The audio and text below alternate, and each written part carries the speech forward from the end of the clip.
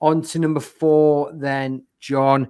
We've got a fella who's been mentioned already in passing. He was part of the FA Cup winning sides, won 2 FA Cups, and he is what number is he in my list? 10, 9, 8, 7, 6. He's number 6 in my list. He's number 4 in your list, and it is Tommy Walker, who played for Newcastle between 1941 and 1954. So, number 4, just outside of the medal ranking, if you were doing it in Greg Rutherford style Olympics. Number 4, why does he just miss out on that top 3? Yeah.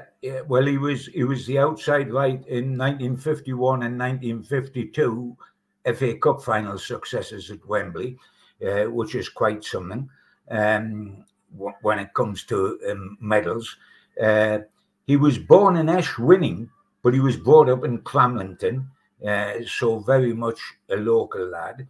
And as I mentioned when I was talking about previous players, Newcastle like to have the balance between a quick winger on one side and a tricky winger on the other. And originally the quick one was Tommy Walker in 51-52 with Mitchell on the other side. I mean, interesting side things about him. He was a Methodist lay preacher at one time, which is slightly unusual perhaps for a footballer, although I don't see why it should be unusual, but it is. He was a Methodist lay preacher at one time, and he took part in several sprint handicaps as a teenager. That's how quick he was, including the famous Powder Hall meeting in Edinburgh, which is where the Powder Hall sprints, which were hugely famous back in the 50s. And why Jackie Milburn took part in them as well. There were handicap sprints. You give a certain start to some of the opposition, etc., and you had to be professional. If you ran in them, you could no longer be an amateur because you got prize money. You got dough stuck in your back pocket for winning it or finish second or finish third. So you were a professional. Now, if you're a footballer, you're a professional anyway, so you run in the sprints. You can't run in the Olympics or in the Commonwealth Games because you're a professional. And Tommy was 16 when he started playing, and he was working in an insurance office in Blythe. And the amazing thing is he began his career as a centre-half during wartime football, as a centre-half, but was converted to play as a pacey winger because he was quick. In those days, centre-half didn't need to be quick. But when he was quick, if you're going to fully utilise it, they stuck him out on the wing. And the interesting thing, what I find wonderful is the contrast between football, say in the 50s, and football as we know it today. And for the younger people that know the football today, how about this? When Newcastle won the Cup 3 times in 5 years in the beginning of the 50s, which is the last time we've won the FA Cup, was then. Can you imagine? Before the final, I worked with Jackie, and Jackie told me this story years later. Before that first final in 1951, which Jackie played in and Tommy Walker played in, the likes of Jackie, Tommy Walker, Mitch, Joe Harvey, they brought out a brochure and they put trestle tables up in the car park at St. James's Park, and they put the brochures on the trestle tables, and the players went out into the car park a couple of hours before the match and sold the brochures to the fans, and that was Newcastle United allowed them to do that, and that money was theirs. So that's how they made their money to appear in the final. And then, I was talking to Jackie, he said, and the trouble was, he said, when the punters come up and bought a brochure, they then wanted to chat to him. We start chatting to them about the team and what would happen that afternoon. He said, we sold half as many. We could have sold twice as many if we'd stopped talking and just sold it, but the talk to everybody. And then by coming up to 2:30, the manager come out on the top and shouted to them, right, lads, in. And they come in, got changed, and ran out on the pitch. They stood with the crowd that was going to watch them, flogging brochures to the crowd, and then played the game, and then went down to Wembley and won the cup. I mean, it's good. And on that theme, because the difference, the pennies made in those days, and what is capable of making today, and I had to get money out of little things like doing that with the trestles.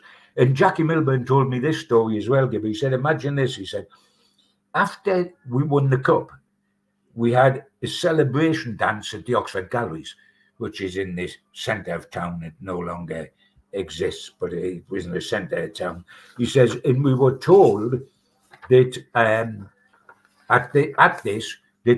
our wives were going to be each presented with a handbag, by the board of directors. And they thought, because they'd been talking to other people, other players elsewhere in the country who got illegal payments, no names, no factories. Newcastle didn't, but other players got money they shouldn't have got, and etc. And that made Newcastle players a little bit jealous because they were living on peanuts, and they were getting the local bus into training and that sort of thing on every day of the week. He said a rumour went round the lads that these handbags were going to have a few pound notes in them, and the players said, terrific, looking forward to this, etc. And he said, sure enough, when one of the players went up, it was George Hanna's wife that went up, and she got her bag presented to her on the stage, and she was walking out, and the handle on the bag snapped, and the bag fell on the floor. And the player said, hey, look at that. It's so full of flipping money. The handle snapped. And the rushed, got the bag, opened it, and it was stuffed with the Evening Chronicle to keep there was no money in it, to keep it shut. And not only were they deflated that they hadn't made something, Joe Harvey's famous phrase, so it can go out and buy the bear in a pair of shoes. That's what he used to say. Whenever he put the ball under his arm and led Newcastle out for a game, he used to say, right, lads, time to buy the bear in a pair of shoes. And that meant win the game, and they got 2 and 6 or something for as a win bonus. And he said, what added insult to injury, Jackie told me, he said, what we found out afterwards, that the club had bought a job lot of 30 handbags for 17 quid and told them out to all the players' wives. So that was the way our superstars, our last players to win the FA Cup in the history of this club, that's the way they lived. Yeah, a fantastic contrast. And of course, as we just said there, Tommy Walker, part of that famous FA Cup winning side in the early 50s. He is number 4 in John's top 10 number 7s of Newcastle United. On to number 3 then, and we've got a man with silverware at Newcastle United, a man who was part of the last side to win a major honour at Newcastle United. Of course, that's the old Fairs Cup, and it's Jim Scott in at number 3. Some people will be aware of him, John. How does he break into your top 3? Yeah. And he played as an orthodox outside right, because in those days it was before squad numbers, and he was Newcastle's outside right. He had 2 exceptional seasons with us. In his first season, 1967-68, was the season we qualified for Europe, which was our first time in Europe, by the way. We remember that. And in 1968-69, we actually won the trophy, the European Fairs Cup. So he had a significant part in 2 huge seasons. And as I'll come to in a minute, he did a lot of firsts in his short time here. Well, for example, he had a knack of scoring historic goals for us. He scored Newcastle's first ever goal in Europe competition when he scored the first goal against Feyenoord at St James's Park when Newcastle won 4-0. So he was the first ever goal scorer in European competition. In the semi-final against Rangers, he scored, which put us in the final. And in the final against Uzpest, he scored. And he, again, I reiterate, he was an outside right, not a centre forward. And you've got to remember, the amazing thing is, in the semi-final, we played Rangers twice, and in the final we played Uzpest twice, and both our strikers, Wyn Davies and Pop Robson, who we relied on hugely, didn't score in any of those 4 games. Quite amazing, isn't it? That the centre forward and the man that played on his shoulder didn't score in those 4 games, and Jim Smith, our outside right, scored in the semi-final and in the final. And that's how well he did for Newcastle. He was the typical Scottish winger, you know. People would say, no, they didn't mean it as an insult, he was a fancy Dan. He was a Tanner ball player. That's what they used to say in those days. In other words, he had great feet. He almost looked as if he danced. He was so light on his feet, he looked as if he danced. I swear that there was no mark in the mud. There was no footprint in the mud because he just tiptoed over the top of the mud, and he had great feet, and he did terrific. And he was a great, great personal friend of our other winger on the other side, our outside left, Jackie Sinclair. They, all their lives and their lives after they stopped playing, they remained great friends.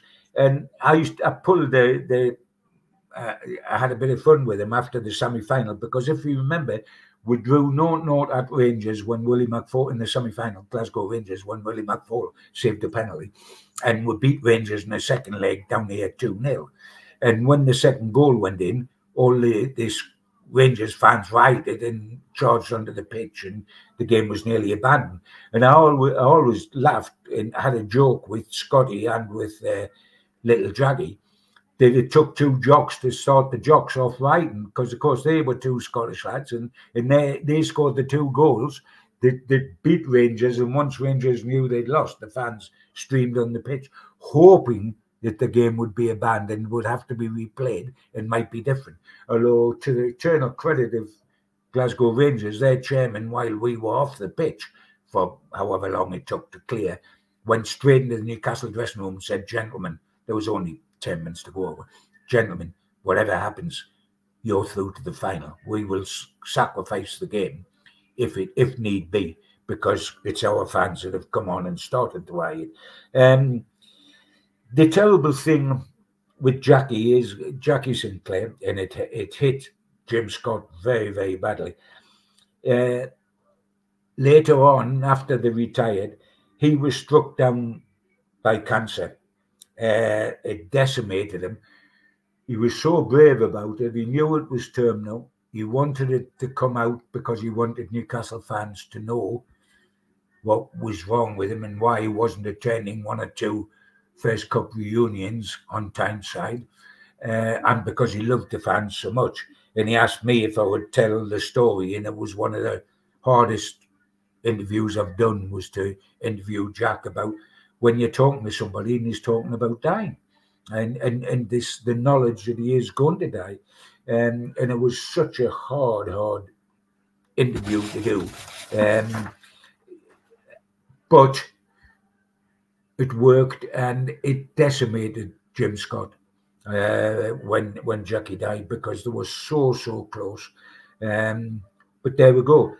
On a much more light-hearted note, the fun thing was we played Real Zaragoza on New Year's Day. Can you imagine playing in Europe and in a top European game on New Year's Day? Not the day before or the day after, on New Year's Day. And I remember it ever so well, because I drove the car. I mean, it was just getting light in the morning. It was so early. Drove the car to St. James's Park, and there was my car to fly with Newcastle United on the plane. There was 6 inches of snow on the ground, and it was beginning to melt, and it had become slush, and the conditions were horrendous. Squadron leader James Rush, who was a director of Newcastle and had been a squadron leader and loved still to be called, although retired, squadron leader. He wasn't called Mr. Rush, he was called Squadron Leader Rush. He arrived at Newcastle at the St. James's Park to announce that the Newcastle airport had been closed, and our chartered Viscount plane had been diverted to Middleton St. George Airport, which is further down through Down, and we were going to have to go down there to be able to get out of Newcastle for the game. sure enough, we flew away over the Pyrenees down into Zaragoza, which is a cathedral city in northern Spain. Now, we're playing on New Year's Day. So New Year's Eve, we're spending in a hotel in Spain. And there was a Spanish First Division side called Granada was staying in the hotel with us. And, of course, they weren't playing the next day. So they were out and they'd bought Beatles wigs. Beatles were the big things in those days, of course. And they had the Beatle wigs on and they were chanting Newcastle, Newcastle, because all the press lads had stayed up. Naturally, to see the new year. And Joe Harvey, they have a thing out in Spain, ceremony of the grapes, which is at 12 midnight, the grapes, you have a drink, etc. Joe knew the lads wouldn't be able to get to sleep, the players, because of the racket going on. So he allowed them to come downstairs. Imagine this before European game. They came downstairs for midnight, and they were kicking off at lunchtime the next day. For midnight, to have a little glass of white wine and toast and say, Happy New Year. And then he had them away upstairs and we partied the rest of the night away. Inevitably, we lost the game the next day, but it wasn't quite so inevitable because we did well. We only lost 3-2. And it's the only time, Andrew, in the whole of that European campaign that we had to rely on away goals to get us through. We always beat the side on aggregate over 2 legs all the way through the competition. Bar Real Zaragoza, who we lost 3-2 out there. We won 1-0 at St James's Park, which made it 3-3, but we'd scored the 2 away goals, so we got through on away goals. It was our toughest game of the lot. The fun started after the game, which is why this comes into the Jim Scott story. After the game, I'm upstairs in my hotel room, busy in those days, again, so different from today, on a typewriter, typing my stuff out, going to ad-lib it over the phone to back to the Chronicle officers in Newcastle. I suddenly get a tip off on the phone that there's a commotion downstairs in the hotel in the lawyer, and I might like to go down and see what it's all about. So I lash downstairs. There's a couple of burly cops in the foyer with guns strapped on their hips, and they're in agitated conversation with Jim Scott and Dave Smith. Dave Smith was our coach in the first couple of years. In agitated conversation with them, I go across, say, can I help? What's up? And they said, can you get the interpreter? And can you get our interpreter down? We had an interpreter on the trip with us. He come downstairs, talked to the police, had to get the passports of Jim Scott and Dave Smith, which the police looked at.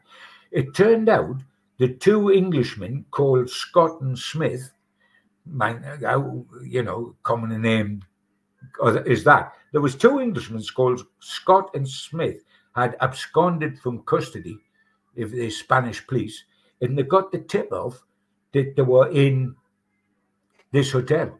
And they come to this hotel to arrest them. And, of course, when they get the passports and that, it was all taken care of. And Jim Scott said to me, I tell you what, Dibbo, he said, it blinking sickens me. He says, 2 canny Scots are taking the rap because 2 Englishmen have fooled the coppers, sort of thing. But, of course, upstairs I go, get my match report over, and what do I get out of it? Page 1 story, United pair in police swoop. And I did the story about how the cops come with guns to arrest Jim Scott and Dave Smith. Fun stories, didn't do anybody's any harm. But Jim Scott has remained so much in love with Newcastle United and with that time. And there's a Fairs Club down here, which you've heard of, I think, Andrew. I'm president of it, which was formed by supporters to recognise our first ever achievement in Europe. And he comes down for a lot of those dues.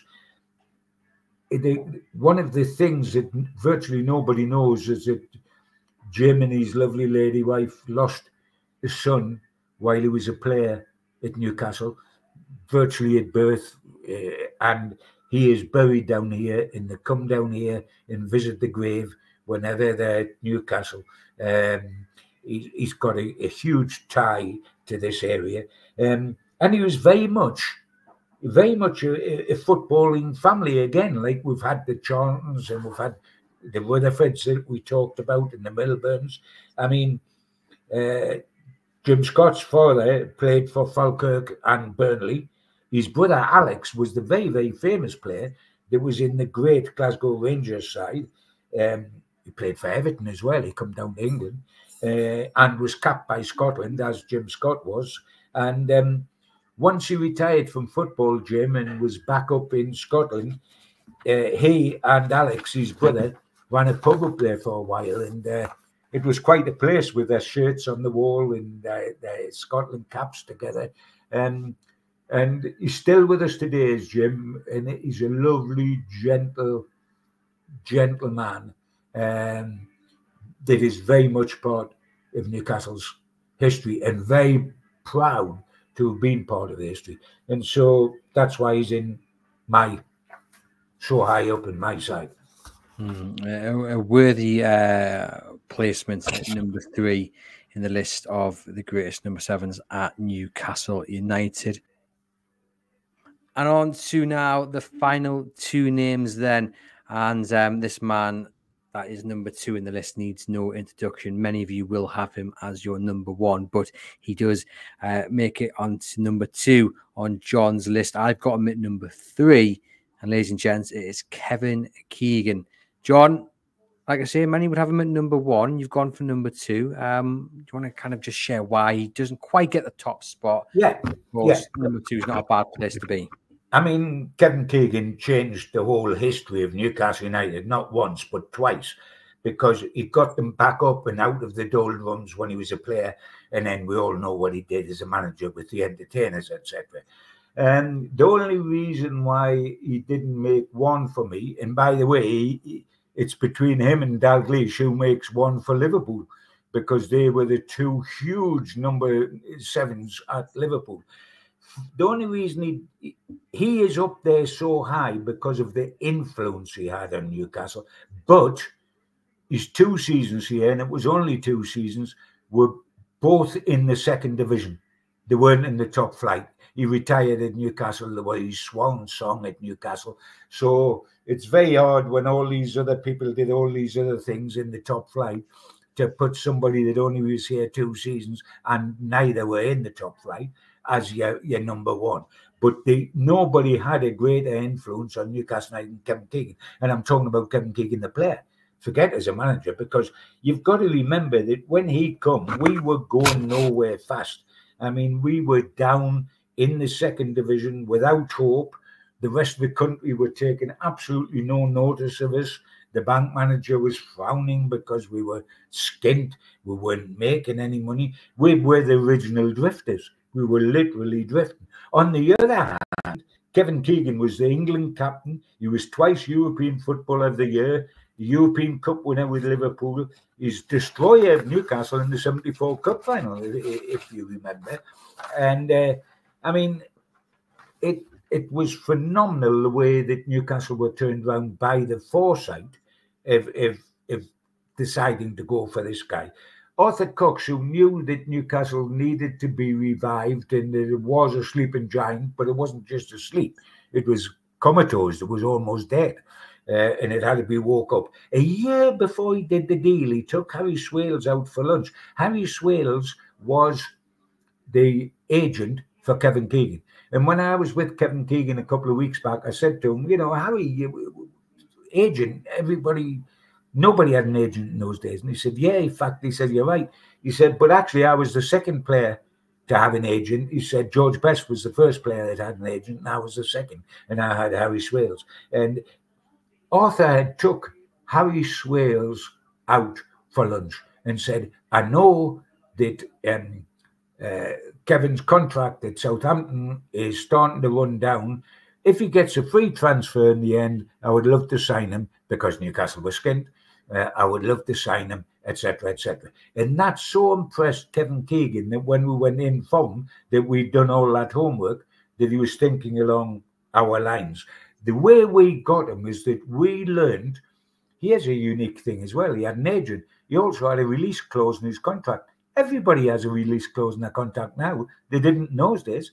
But when he signed for Southampton, he insisted on a clause that if anybody was willing to pay £100,000, they couldn't stop him going. Newcastle knew of that and decided, we can afford £100,000. Crikey, maybe we'll get that on the first gate when he makes his debut.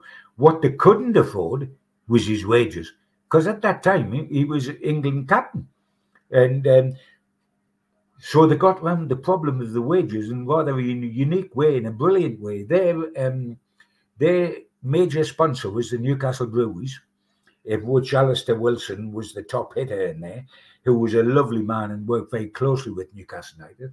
And what they decided to do was that Newcastle would offer a wage to Kevin Keegan, and Newcastle Breweries, who they took with them to London for the talks with Keegan, would match that wage for him to work for the Breweries. In other words, you put the two wages together and they were huge. But Newcastle were only paying half of them and the Breweries were paying the other half. Now, the problem then was that Kevin Keegan was teetotal and he wouldn't be pictured with a pint in his hand. So how's he going to work for Newcastle Breweries? Well, they accepted that was the way it was, but he would do talkings round there, only exclusively in their social clubs round the area, say one a week. And the wonderful thing was the Breweries come to me and negotiated with me to do the talks with Keegan. So I was the guy that took Keegan on stage every game. Never got away from the club before midnight. We finished on stage at 10 o'clock. Then he sat on the edge of the stage, made all the fans line up in a long snake, and all come, shook his hand, got his autograph, got a picture taken with him, and he had a chat with him, and he wouldn't leave until the last one was done. I'm not particularly going to tell the story because the greatest exclusive I got ever probably was that Keegan was signed for Newcastle, and it was my friendship with Larry McManamy, who was manager of Southampton at the time, and phoned me from Amsterdam airport to tell me what plane Kevin was on. He'd had to play out there because they were playing Utrecht, and the club got £15,000, but only if Kevin played, so he had to play. And so we got the exclusive story, page one. We knew what time he'd get in. And I mean, the date, the great unveiling, August the 19th, 1982, Gosford Park Hotel, 6:30 at night. And that was the press conference that was called. And Russell Cushing, who was the secretary, walked out on stage and said, "We're in heaven, we've got Kevin." Now, honestly, it was so cheesy and it was so un-Russell Cushing-like, and it was so rehearsed as to not be true, but somehow it caught the mood of everything, because Newcastle as a city were in heaven because we'd got Kevin. And KK, you know, he is the best PR man I have ever known in my life. And in the main, the best PR man for himself, because Newcastle benefited. He was promoting Kevin Keegan, but Newcastle benefited on the side effect of it. And what does he do when he signs for Newcastle? He's caused chaos. And I mean, he's such a huge profile, signing for a club which was dead on his feet. But what's he do? He gets up and announces, which nobody knew, that his dad was a Geordie and his granddad was one of the heroes of the Stanley Pit disaster about 50, 60, 70 years earlier. So all of a sudden, he's one of our own. And Kevin turns out to be an adopted Geordie. And so the PR, I mean, the media, the next day, I remember after that press conference, 6:30 at night, I remember being at St. James's Park the next day, and the crowds that were trying to buy season tickets, they couldn't give away season tickets, by the way, before Keegan signed. I mean, they were trying to put them in people's top pocket, and they were saying, "Get off, I'm not coming to St. James's Park to watch that cross." And all of a sudden, there was queues snaking around twice around St. James's Park to buy papers. And I was standing there watching, doing a little report for the Chronicle about this Keegan mania. And all of a sudden, this car drives up the hill into St. James's Park, and it's the chairman, Stan Seymour Jr., who was the son of the famous one that played in the 27 side. And he was so thrilled at seeing this, because they'd taken a huge financial gamble, even on paying half the wage. and so thrilled at seeing all these tickets being, that he put the anchors on the car, jumped out of the car to wave to the crowd. The belt on his trousers caught on the steering wheel, and his pants fell round his ankles. He's standing in the car park waving to the fans. And funny enough, Kevin brought that. I didn't know Kevin remembered. When I was with him a couple of weeks back, Kevin brought it up to me. He said, Gibbo, can you remember when the chairman was standing with his pants on? I said, I can actually. The caught in the wheel, the belt, and he was standing with it. I don't think he minded too much. He was so thrilled to have Kevin. And when I say he's mastered PR, he's the cleverest guy I've ever known. And everything he did turned it into roses. I mean, he signs for Newcastle. He scores on his debut. We win the match 1-0. A bunch of deadbeats were playing QPR. He scores on his debut. 2 years later, he scores on his last game for Newcastle in the promoted. And then he has a testimonial, and he leaves the centre of the pitch at St James's Park in a helicopter, which rises into the night sky and takes him up to Gosforth Park for a big celebration dinner. I mean, you know, that is the king of the top of the pops, isn't it? To have that sort of... I mean, he originally only signed for a year because he wanted to make certain Newcastle were ambitious. And they were ambitious. He was a Pied Piper. Because he signed for Newcastle, Terry Mack signed for Newcastle, David McCreary signed for Newcastle, Mike Shannon, who was his big horse racing mate, signed on loan for a short while. We ended up with a forward line of Keegan, Waddle and Beardsley, which was quite unique.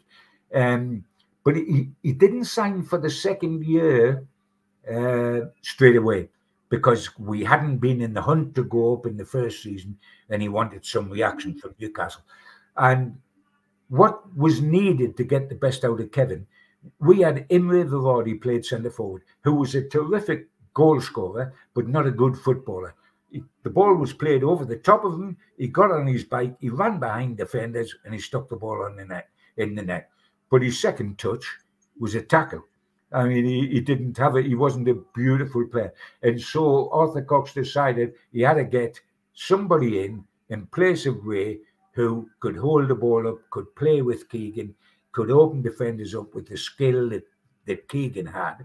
And again, I was reminiscing with Kevin recently about it, and he said, Gibbo, I knew this guy was coming. And he said, Arthur, come in one morning. He said, I've got the guy, Kevin, who will be perfect for you.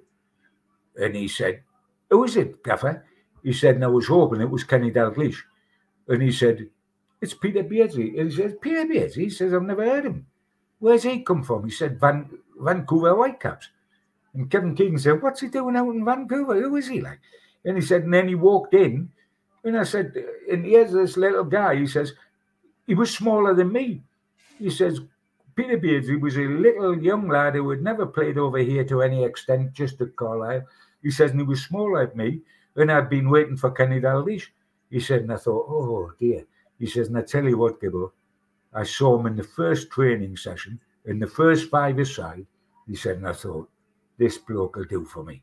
He said, and he was so good, he said, when I become manager, the first thing I did was go and sign him again to play for me when I was manager. He says that's how good he was. And, you know, we've become a magical side from being a very average side. And on the back of three strikers, Keegan, Beardsley and Waddle, and there wasn't a centre forward amongst them. None of them was a centre forward, but each could play so brilliantly. You tot up the number of international caps for England they got. They all got above 50 each. That's how good they were. And they took Newcastle to promotion. And for that, thanks very much, Kevin. And yeah, in my list for that. But by Jove, you'd be in my list for the best managers of Newcastle United as well. A tremendous talent, 48 goals and 78 appearances. And as John said, they just turned everything around at St James's Park upon his arrival. But he is beaten to the number one spot by another tremendous servant of the club. someone who spent nearly a decade on Tyneside, someone who still gets up to St James's Park nowadays and is still loved and adored by fans, someone who really embraced moving here, a southerner, a Londoner. We all know the claim that, Newcastle United fans don't like people from London. Well, this man settled just fine.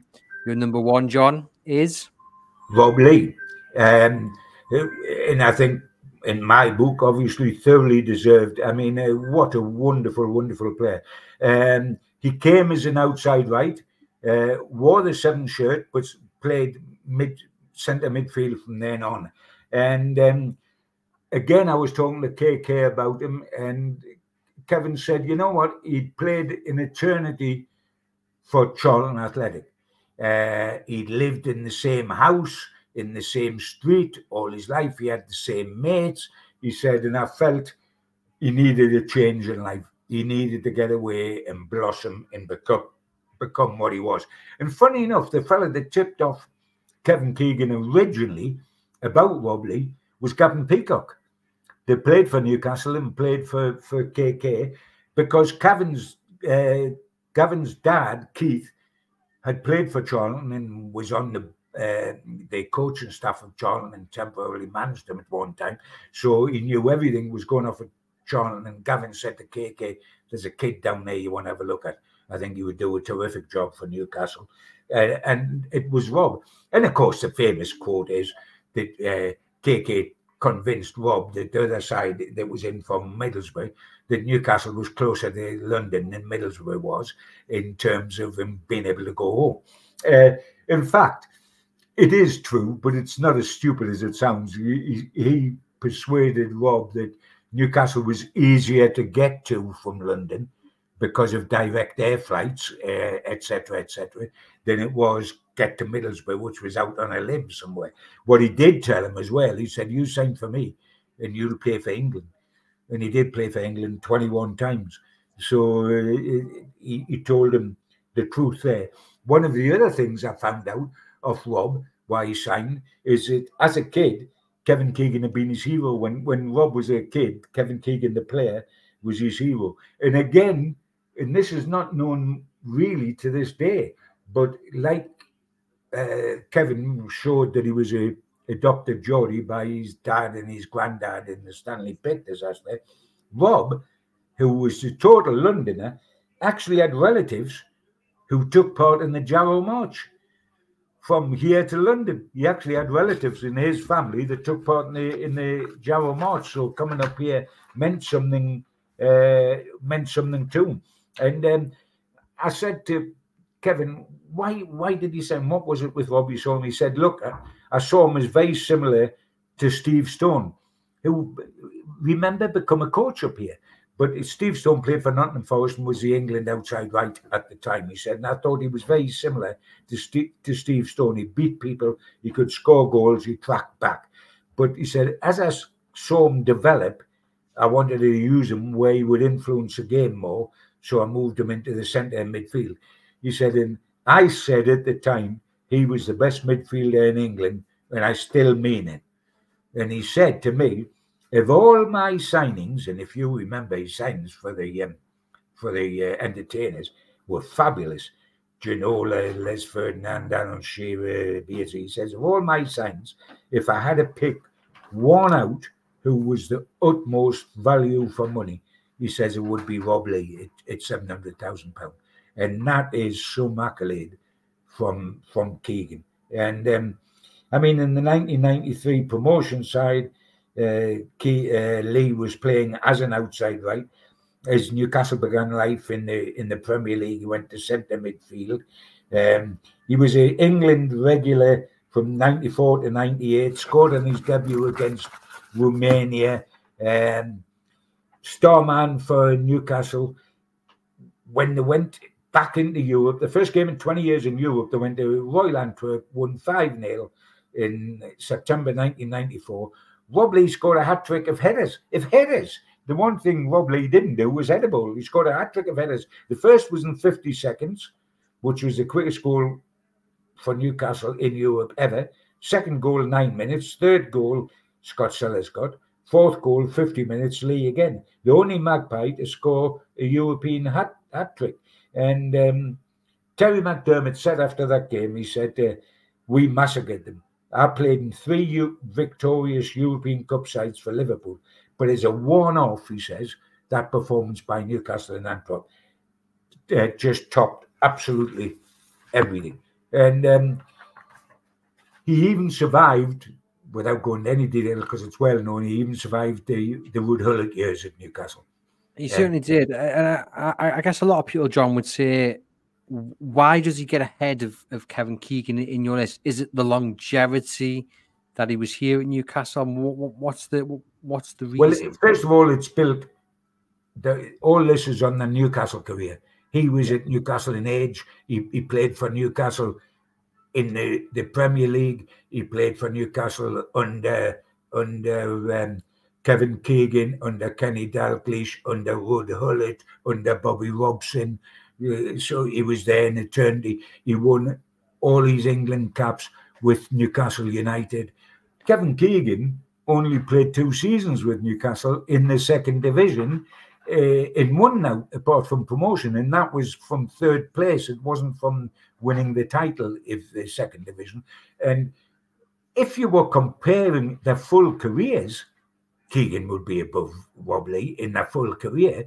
But if you're comparing the Newcastle careers, then Robley, a hat trick in our first game in Europe for 20 years, survived Wood Hullet when he was squeezed out because he was Shearer's best friend and wasn't even given a squad number, and then is brought back into the fold by Bobby Robson and plays in the semi-final of the FA Cup at Wembley for Bobby's side against Chelsea and scores the equaliser. And I thought we were going to the final, and then Gus Poyet scored again, and we lost.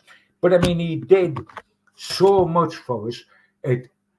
As it's the Newcastle United number 7s, he did 3 times as much as Kevin. If it was career number 7s, they would be flipped. Yeah. Kevin.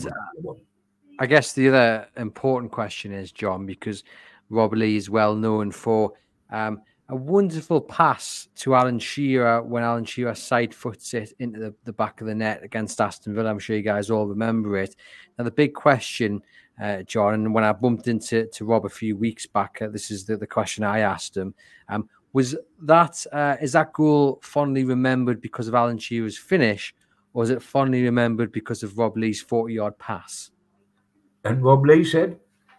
He said it's the pass. He says Alan's got different ideas, but he said it's definitely the pass. What do you think? I think it's remembered for the goal because the fans always remember goals, and Shearer got 206 of them or whatever it is. But it ought to be remembered for the pass. The beauty of the whole thing was the pass, not the finish. But goal scorers, they get all the credit. But hey, goal scorers are only as good as those assisting, and Robley definitely knew how to ping a pass. And, wonderful! I mean, his use of the ball was absolutely exquisite. He could finish as well, He could finish. If everybody's got something wrong with him, and if there was something he didn't quite have, it was pace. But neither did his mate, Alan Shearer, and look at the career he had. But he had ability, and he's passed it on. I mean, 2 of his sons, Elliot and Ollie, have both played in the Football League, and Elliot is currently starring in that Hollywood extravaganza that's happening at Wrexham. And Rob is able to look after his life there. I haven't made him number 1 because I'm doing a big show with him at the City Hall in August, which I am doing with him. There's just the 2 of us.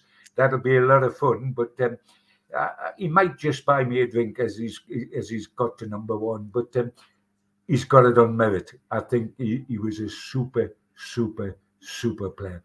And we've had some good ones in our time, and it's fabulous. And your list and my list, there'll be a few hundred out there preparing their list, and you know what? They'll all be different. Yeah, we hope you guys are getting involved. And like we say, Robley, number 1 in John's list, 381 appearances, 56 goals in total for Newcastle United. And had I done it on players I'd seen, John, he would have been top of my list. We did a little thing in the office here where we were talking about the best centre midfielders. And young Aaron picked Johan Gabai ahead of Rob Lee, which I couldn't quite believe was the case. For me, you'd want to see Rob Lee alongside Bruno Guimaraes if we were talking about picking a side from the last 30, 35 years or so. Them two in the middle would be the pairing. And that is why Rob Lee... I'll have to give Aaron a little smack next time I see him for putting Gabai ahead of Rob Lee. I presume that Aaron didn't see Rob Lee, did he? No, he didn't. No, because he would have been. Well, he would have been we would have been 5, 6, 7, or 8. He's not that younger than me, and I've got good memories of Rob Lee. So, he's just got better memories of Johan Gabai somehow. But I have admittedly got Rob Lee 4th in the list. But I mean, my list is, I say, done on kind of achievements and impact. And look, he was here a decade. If it was based on players I'd seen, he'd be top. But I've got Kevin Keegan ahead of him just because I've heard the stories and read the stories about the impact that Kevin Keegan had kind of off the pitch as well as on it in that short space of time. But if it was done on ability, on who I've seen with my own eyes in black and white, he'd definitely be top of that list. But he is top of your list, John. 2nd is Kevin Keegan. 3rd is Jim Scott. 4th is Tommy Walker. 5th is Len White. 6th is Joe Linton. 7th is Jock Rutherford. 8th is Jermaine Genius. 9 is Jimmy Boyd. And 10 is Stuart Barraclough. As we say, Rob Lee, top of the greatest number 7s of Newcastle United, picked by our very own John Gibson. If you guys want to get in touch and tell me whether you agree with John's list, agree with my list, or you've got your very own list, or if we've missed out anyone very important, do let me know. You can get in touch at the EIBW podcast at reachplc.com. We hope you guys have enjoyed it. If you're watching on YouTube, give us a thumbs up, hit subscribe. If you listen on the podcast channel, thank you as always. Leave us a rating and review. And for myself and John, we'll see you guys very soon.